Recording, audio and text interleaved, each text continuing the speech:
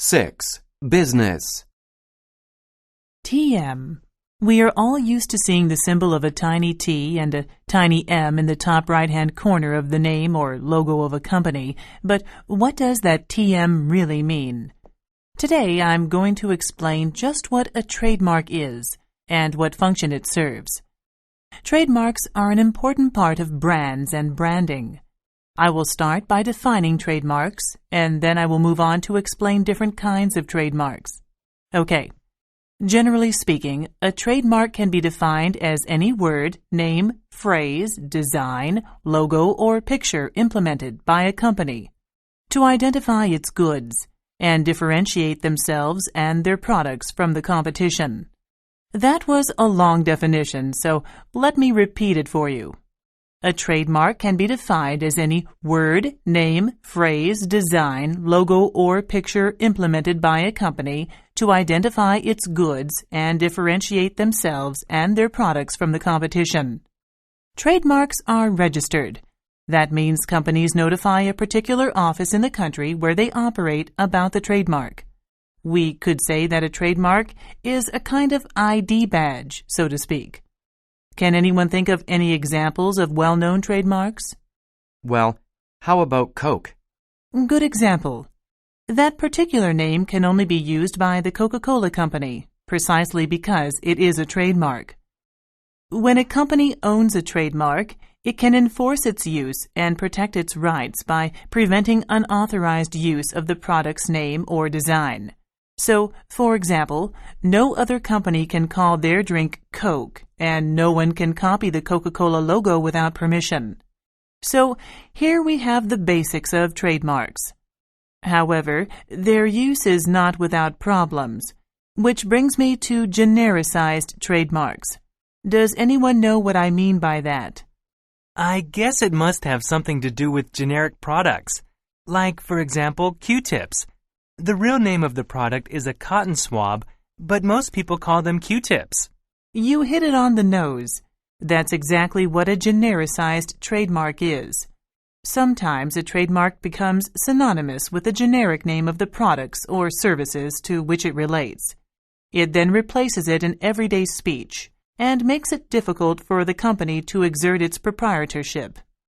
Trademark owners need to be careful not to lose control of how their trademark is used. Like you said, Q-tip is a good example. Another one is the bikini.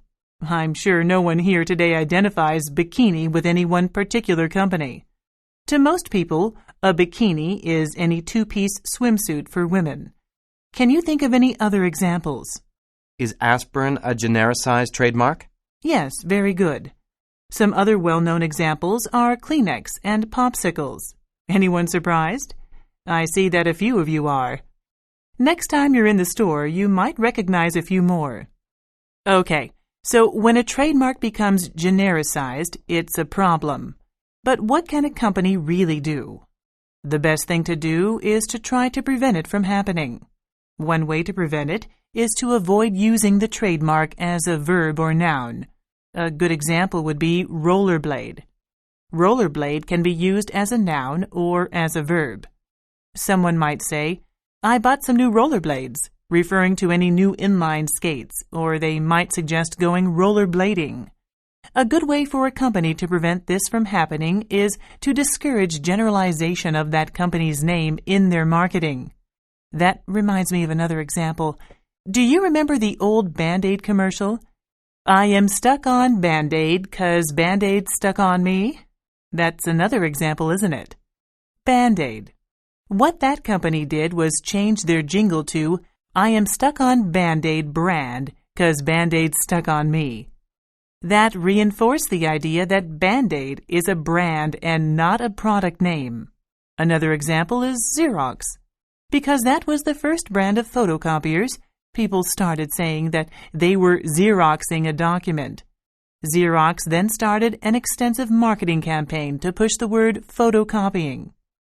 But wouldn't it sort of be in the company's interest for generalization to happen? Well, it certainly is a good sign for the company if their brand is genericized. That means it's popular, right? And it's true that many companies overlook the day-to-day use of their brand name to describe a product. However, there is a risk of losing control of your trademark. You see, it is possible to lose the rights and protection of the trademark if the name becomes too common. For example, Sony had registered the Walkman as a trademark, but the word became so commonly identified with the product that they lost their rights to the brand name. Number 1. What is the topic of the lecture?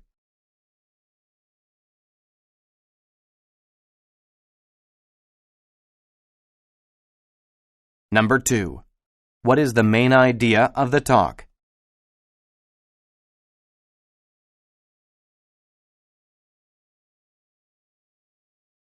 Number 3. How does the professor explain genericized trademarks? Choose 2 answers.